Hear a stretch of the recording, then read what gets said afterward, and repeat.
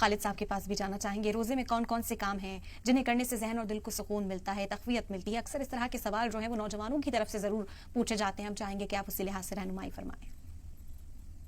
देखिए, जैसा कि इमरान मकसूद साहब ने भी बताया, रोजा सेल्फ कंट्रोलिंग सिखाता है और आज के दौर में ये बहुत अहम तरीन चीज है, स्पेशली नौजवानों के लिए।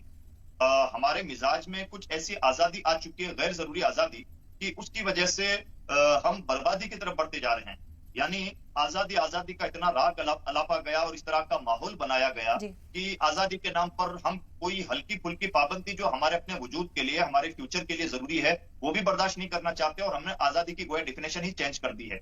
रोजा में सेल्फ कंट्रोलिंग सिखाता है कि खान पान मौजूद होते हुए भी खान पान से रुकना है, ख्वाहिशों का सामान मौजूद होते हुए भी ख्वाहिशों से रुकना है, और बहुत सारे गुनाहों से जिनसे आम दिनों में हम नहीं रुक पाते, रुकना है। गुनाहों से तो रुकना ही रुकना है, जायज चीजों से भी रुकना है। तो ये जो एक कंट्रोलिंग पावर, सेल्फ कंट्रोलिंग का पावर रोजे के जरिए से हमें अता होता है, इसकी शान ही जुदा है। और इसका एक स्पिरिचुअल एंगल भी है जो हदीस पाक में बयान हुआ कि मान लीजिए कि रोजा कसरे शहवत करता है। जैसे फरमाया गया कि अगर किसी की उम्र निकाह की हो जाए तो निकाह करे, और निकाह ना कर सकता हो तो उसे चाहिए कि रोजा रखे, इसलिए कि रोजा शहवत को तोड़ देता है।